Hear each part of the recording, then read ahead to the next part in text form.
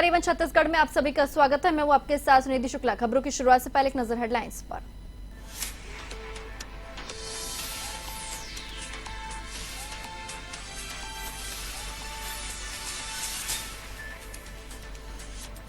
जुलाई के तीसरे में हो सकता है छत्तीसगढ़ विधानसभा का अंतिम सत्र। राज्य सरकार मार सकती है मास्टर स्ट्रोक। चरणबद्ध तरीके से शराबबंदी की हो सकती है घोषणा। पेश होगा अनुपूरक बजट।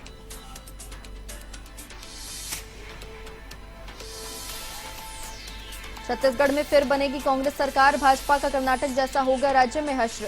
सीएम भूपेश बघेल ने किया दावा, कहा भाजपा में प्रभारियों पर चल रहे प्रयोग।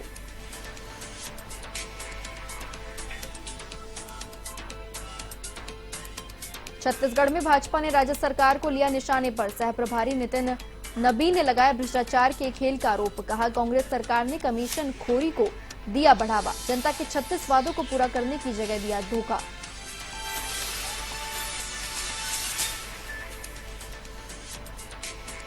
मनियारी नदी में डूबने से चचेरे भाई बहन सहित महिला की मौत। मुंगेली के लोरही थाना क्षेत्र के रबेली गांव की घटना। गहरे पानी में जाने से हुआ हादसा।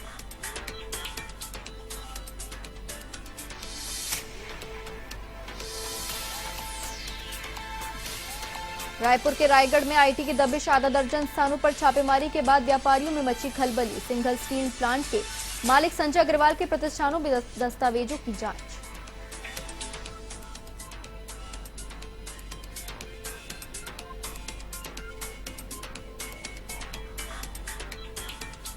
अब खबरें विस्तार से। विधानसभा का अंतिम सत्र जुलाई के तीसरे सप्ताह में प्रस्तावित है। विधानसभा चुनाव से पहले आयोजित होने वाले इस सत्र में सरकार शराबबंदी को लेकर मास्टर स्ट्रोक मार सकती है।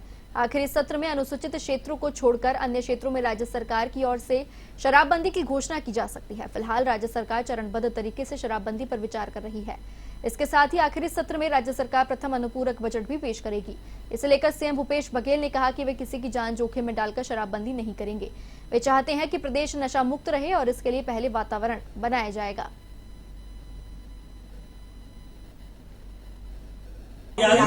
इसके बारे में बहुत पहले भी जवाब दे चुका हूँ कि मैं ऐसे कोई काम नहीं करूँगा जिससे लोगों की जान चली जाए और ऐसा वातावरण बने। मैं चाहता हूँ कि शराबबंदी नहीं, नशाबंदी होना चाहिए, है ना। गुड़ाखू, गुटखा, गांजा और तो सारी चीज़ें हैं वो भी बंद होना चाहिए, लेकिन उसके लिए वातावरण बनाना पड़ेगा। और जब समाज में इस प्रकार से वातावरण बन जाएगा तो निश्चित रूप से करेंगे। अब देखिए, गुजरात में लोग जहरीली शराब पी के मर गए, बिहार में मर गए, तो निश्चित रूप से जैसे लॉकडाउन के समय यहीं रायपुर में सैनिटाइजर पी के बिलासपुर में उस प्रकार से घटना हुई, तो ये घटना मतलब उस समय तो लॉकडाउन था, पूरे देश भर में था, तब इस प्रकार से घटनाएं घट गई। तो थोड़ा से ऐसा नहीं है कि हमने कहा है मतलब उसको कर ही देना है और कर, वो तो क्या है, एक दिन की बात है कि आज से शराब दुकानें बंद। ये बोलने में कितना देर लगता है, ये निर्णय करने में कितना देर लगता है, लेकिन उसका इम्पैक्ट क्या होगा समाज में वो देखने, क्योंकि ये सामाजिक बुराई है। दूसरी चीज़ों की बात अलग है, कोई निर्माण कार्य करना है, अभी करना है, ऐसा करना होगा, लेकिन ये सामाजिक बुराई है। और सामाजिक बुराई को जब तक समाज सामने आके इसको हाथ में ना ले तब तक कि ये संभव नहीं होगा। तो ये समय सीमा बताना पाना मुश्किल है, लेकिन मैं खुद व्यक्तिगत रूप से चाहता हूँ। छत्तीसगढ़ के सीएम भूपेश बघेल ने 2023 में होने वाले विधानसभा चुनाव में एक बार फिर जीत हासिल करने और कांग्रेस सरकार बनने का दावा किया है। उन्होंने कहा कि जीत का दंभ भरने वाली भाजपा पार्टी का वो ही हाल होगा जो हाल ही कर्नाटक में हुआ है। उन्होंने कहा कि भाजपा में प्रयोग चल रहा है और चुनाव से पहले प्रभारी भी बदले जा सकते हैं। उन्होंने उदाहरण के तौर पर कहा कि पहले पुरंदेश्वरी को बदला गया, फिर जामवाल आए और उन्हें किनारा कर दिया गया, फिर भाजपा के सह प्रभारी नितिन नवीन को किनारे किया गया। अब वर्तमान में सीनियर लीडर ओम माथुर की भी वही स्थिति है, क्योंकि ओम माथुर भाजपा के सभी नेताओं को एक मंच पर नहीं ला पाए हैं। नड्डा जी को भारतीय जनता पार्टी खुद गंभीरता से नहीं लेती। आपने देखा है कि वो केंद्रीय कार्यालय भारतीय जनता पार्टी का किस प्रकार से अमित शाह जी उसको धक्का दे के पीछे हाथ पकड़ के खींच रहे हैं उसको, तो नड्डा जी को ऐसे भी कोई गंभीरता से नहीं लेते और उसको उसके बयान को हम लोग भी गंभीरता से नहीं लेते। और उसकी जब से वो अध्यक्ष बने हैं वो अपने प्रदेश में हरा दिए अपनी पार्टी को, और फिर उसके बाद अब कर्नाटक भी हो गया है। तो लगातार नड्डा जी, अब उसको चुना कौन है ये आज तक नहीं पता चला, दूसरा कार्यकाल, तो उसके बाद कौन गंभीरता से दे। और जहाँ तक राहुल जी की बात है, तो राहुल जी तो नफरत के बाजार में मोहब्बत की दुकान खुले हुए हैं, और जहाँ जाते हैं प्यार की बात करते हैं, मोहब्बत की बात करते हैं, जोड़ने की बात करते हैं। और उसको तकलीफ है क्योंकि बिना लड़ाई झगड़े के भारतीय जनता पार्टी का अस्तित्व खतरे में पड़ जाएगा। जब तक कि दो समाज के लोग नहीं लड़ेंगे, दो धर्म के लोग नहीं लड़ेंगे, दो भाई भाई नहीं लड़ेंगे, तब तक कि इनका स्वार्थ। छत्तीसगढ़ के रायपुर में भाजपा के प्रदेश सह प्रभारी नितिन नबीन ने कांग्रेस सरकार पर जमकर हमला बोला। उन्होंने कहा कि राज्य सरकार का खेल चल रहा है, भ्रष्टाचारियों की टोली बनाकर भ्रष्टाचार की बनाई हुई अपनी परंपरा और संस्कृति को आगे बढ़ाया है। कांग्रेस ने कमीशन खोरी को बढ़ावा दिया, 36 वादों के साथ सरकार ने जनता के पीठ पर चाकू घोंपने का काम किया। उन्होंने तंज कसते हुए कहा कि सरकार ने कितने धोखे दिए हैं। डेवलपमेंट की बात करते हैं तो आप जीरो पर आउट हो रहे हैं। न कोई सड़क बनी, न बिजली आई, न पानी आया। जो भी योजनाएं केंद्र से आई हैं उसको अपने बिठा दिया। पूर्व मुख्यमंत्री के कार्यकाल के दौरान कुछ आयाम तय हुए थे, आज आपने चावल और धान में भी घोटाला कर दिया।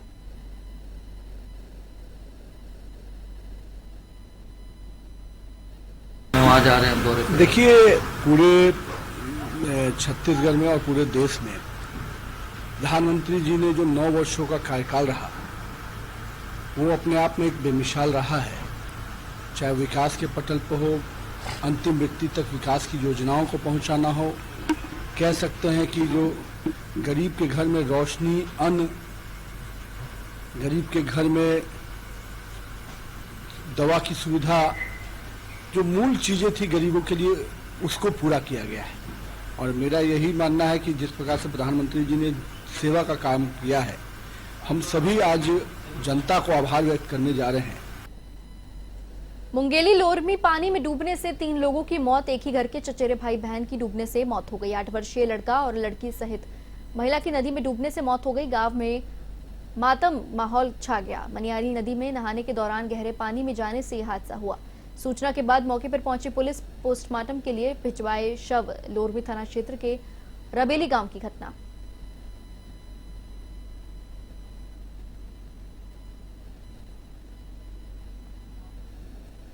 छत्तीसगढ़ रायपुर के रायगढ़ में आधा दर्जन स्थानों पर आईटी की दबिश से बाजार और व्यापारियों में हड़कंप मच गया। ज्यादातर कारोबारी परिवारों पर कार्रवाई से क्षेत्र के व्यापारियों में खलबली मची हुई है। सूत्रों से मिली जानकारी में सामने आया कि सिंघल स्टील प्लांट के मालिक संजय अग्रवाल ने सालासर प्लांट को लगभग 1 साल पहले टेक ओवर किया था। रायगढ़ के पूंजीपथरा स्थित single plant, Salasar plant, Shyam इस्पात और सिंगल एनर्जी प्रतिष्ठानों पर जांच की जा रही है।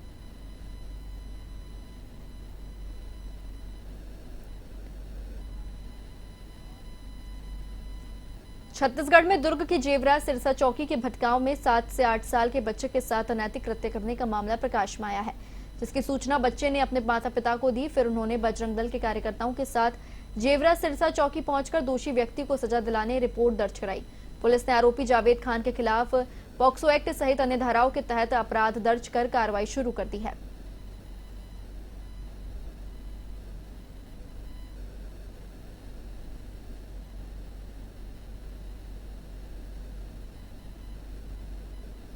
बाद में जब दोस्तों के द्वारा मालूम चला कि इसके साथ ऐसा ऐसा हुआ है, तब जाकर के वहां का पब्लिक, गांव वाले सब आक्रोशित हो गए। हमारे बजरंग दल के राजा साहू को, इंद्रजीत जी को तत्काल संपर्क किया गया और उसको बताया गया कि इस प्रकार की घटना हो गई है करके। तो वहां पर इतने हालात निर्मित हो गए थे रात के समय कि वहां पर हाथापाई भी हुआ है और उसको तुरंत पकड़ के थाने लाया गया है और थाने वालों ने जो कार्रवाई की है। तो आज हमारे कार्यकर्ताओं ने जाकर के जेवरा सिरसा के प्रभारी से बातचीत की कि उसमें अभी तक आपने क्या किया है। तो उन्होंने बताया 377, 508 और पॉक्सो एक्ट के तहत कार्रवाई की गई है। मैं समाज से अपील करना चाहता हूं कि पुलिस के भरोसे ही नहीं बैठना है। पुलिस तो अपना काम करती ही है, साथ में हमें भी जागरूक रहना है।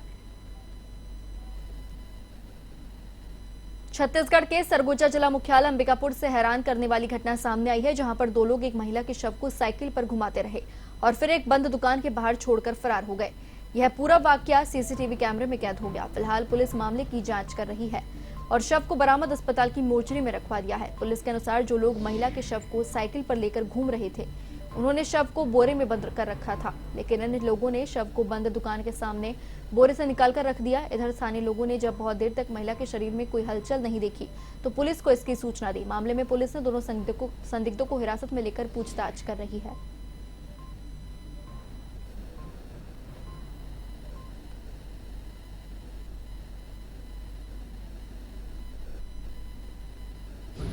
पुराना बस स्टैंड के पास जो हेड पोस्ट ऑफिस है उसके सामने जो फल मंडी है उसके पास एक लाश मिली है बोल के खबर आई है। तो तुरंत मैं और अपना कोतवाली टीम के साथ यहाँ पे पहुँचे थे और देखा था कि एक महिला की बॉडी यहाँ पे एक रोड साइड में रख के कोई गया था। तो सीसीटीवी कैमरा एनालिसिस के हिसाब से हमने प्रारंभिक जांच चालू किया है और उसमें कुछ लड़के दिख रहे हैं, 2 लड़के साइकिल पे लेके आके यहाँ पे छोड़ने का दिखा था, तो उसी पे अभी फर्दर जांच चल रही है। छत्तीसगढ़ के बलरामपुर जिले के जंगलों से बेशकीमती इमारती लकड़ी की तस्करी की जा रही है। तस्कर नए नए तरीके से तस्करी के अंजाम देने की कोशिश करते हैं। कटहल के नीचे छिपाकर लकड़ियों की तस्करी करने का मामला सामने आया है।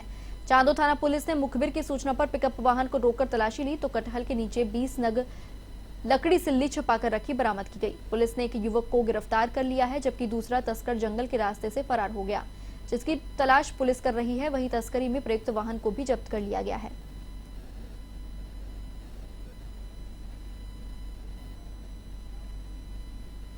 छत्तीसगढ़ के रायपुर में बेरहमी से जंगलों को काटा जा रहा है, जिनके कारण प्रकृति का विनाश हो रहा है। कहीं सड़कों के निर्माण कार्य के लिए तो कहीं सरकारी योजनाओं में भूमिहीन लोगों को जंगल में जमीन के पट्टे बांधने के नाम पर वनों का विनाश निरंतर जारी है। इससे घने जंगलों का परिक्षेत्र जहां कम हो रहा है, वहीं जंगली जीवों को भी इससे मुसीबत हो रही है। वहीं घने जंगलों के क्षेत्रफल में कमी होती है तो वहां निवास करने वाले जंगली जीव भी असुरक्षित हो जाते हैं, जिससे कई बार वे रिहायशी क्षेत्रों की ओर आने लगते हैं और इसका फायदा अवैध रूप से शिकार करने वाले शिकारियों को मिलता है।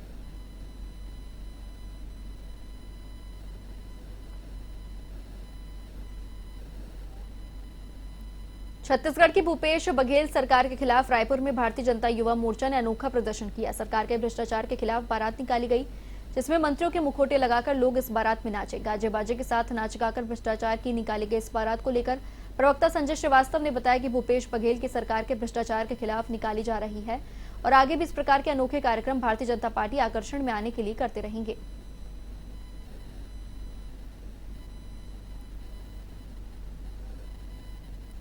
छत्तीसगढ़ के बिलासपुर में इन दिनों बेतरतीब रूप से नगर निगम की ओर से की जा रही अतिक्रमण की कार्रवाई को लेकर लोगों में रोष पनप रहा है। आए दिन लोगों के विरोध का सामना नगर निगम के अतिक्रमण दस्ते को करना पड़ता है। बिलासपुर के एजुकेशन हब कहे जाने वाले कोनी में अतिक्रमण की कार्रवाई से नाराज स्थानीय लोगों ने कांग्रेस नेता त्रिलोक के नेतृत्व में नगर निगम आयुक्त को ज्ञापन सौंपकर मामले के निराकरण की मांग की।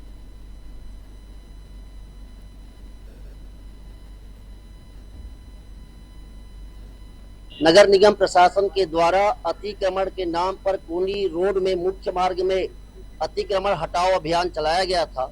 तो अतिक्रमण हटाओ अभियान के नाम पर वहां बहुत सारे छोटे निम्न और लघु व्यवसायी जो हैं, जो छोटी छोटी गुमटी ठेला टीन का सेट बनाकर व्यापार करते हैं, उनको भी तोड़ दिया गया था। आज से 12 वर्ष पूर्व और 15 वर्ष पूर्व जिला कलेक्टर और नगर निगम प्रशासन के द्वारा जब ये कार्रवाई वहां की गई थी तो उस समय हम लोगों ने, जनप्रतिनिधियों ने और निगम प्रशासन और जिला प्रशासन के बीच ये बैठक हुआ था, जिसमें ये एक बात तय हुई थी कि कोनी में कभी कोई रोड किनारे सरकारी जमीन में पक्का निर्माण करेगा, कोई निस्तार को बाधित करेगा, कोई ट्रैफिक जाम करेगा, कोई अपने दुकान पर अवैध व्यापार करेगा और कोई सरकारी जमीन की खरीदी बिक्री करेगा तो उस पर कार्रवाई होगी। लेकिन अपने परिवार को पालने के लिए, जीविकोपार्जन करने के लिए स्थानीय ग्राम के, नगर के और वार्ड के लोग अपने गांव और वार्ड में पान ठेला, चाय ठेला, नाई ठेला, सब्जी दुकान, मुर्गी दुकान, अन्य दुकान नहीं करेंगे तो अमेरिका और पाकिस्तान से आदमी आकर थोड़ी करेंगे। तो हम लोगों ने आयुक्त महोदय से बात किया है। हमें पूरा विश्वास है आयुक्त महोदय ने हमारी बातों को बहुत ही सहानुभूति पूर्वक सुना है और उन्होंने भविष्य में किसी प्रकार की कार्रवाई करने से मना किया है।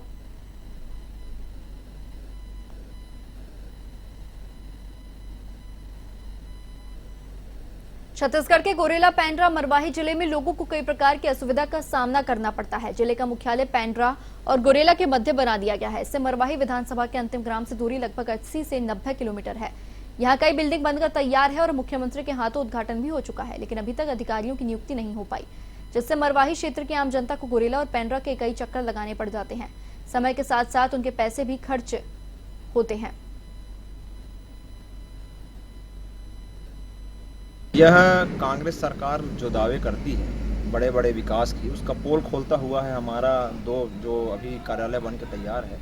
ये कार्यालय बना दे रहे हैं, निर्माण कार्य तो कर रहे हैं, पर उसमें जान नहीं फूंक रहे हैं। मतलब अधिकारियों की उसमें कहीं पर भी कोई नियुक्ति नहीं हो पा रही है, जिसके कारण की जनता परेशान है।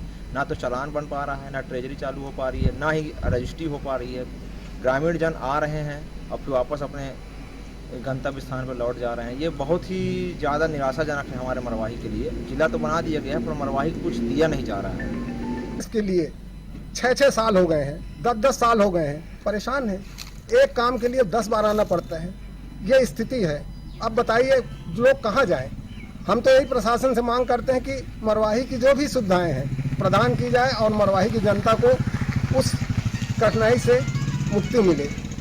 जब से जिला जो है, हमारा जिला जो है कोरला पेंडा मरवाही बन के बना है, तो केवल मरवाही पे कुछ हल्ले के रूप में रखा गया है। मरवाही में मेरे हिसाब से जिले के रूप में तो कुछ भी नहीं दिखता है।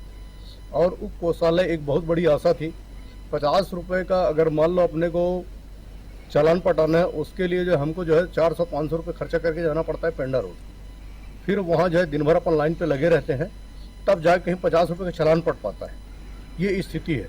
एक बहुत ही महत्वपूर्ण मांग थी।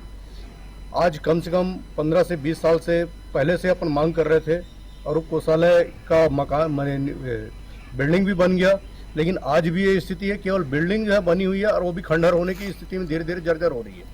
लेकिन अभी तक जो है किसी पदाधिकारी या किसी बने कर्मचारियों की नियुक्ति अभी तक नहीं हो पाई है। शासन पे जो बैठे हुए हैं उच्च स्तर पे, वो ये चाहते ही नहीं कि मरवाही का कुछ विकास हो। मरवाही जिला नाम का बना हुआ है। उप कोषालय का उद्घाटन माननीय मुख्यमंत्री जी के द्वारा 6 महीने पूर्व किया गया और हम सब लोगों की यही आशा था कि कार्यालय में पोस्टिंग हो जाएगी, अधिकारी यहाँ बैठने लगेंगे, क्षेत्र के जनता साथ में विभाग का जो भी बिल पास होना रहता है, जो भी जितने भी विभाग हैं सबको पेंडा रोड जाना पड़ता है और बिल पास कराने के लिए, उसी की सुविधा के लिए तो कार्यालय बना है उप कोषालय। अब उस उप कोषालय का महत्व ही नहीं दिख रहा है। क्यों बना के रख दिए? बिल्डिंग बन जाने से तो कोई क्षेत्र का विकास नहीं हो जाएगा। क्षेत्र का विकास तभी होगा जब अधिकारी बैठेंगे और समय पे काम होगा, तो क्षेत्र का विकास होगा।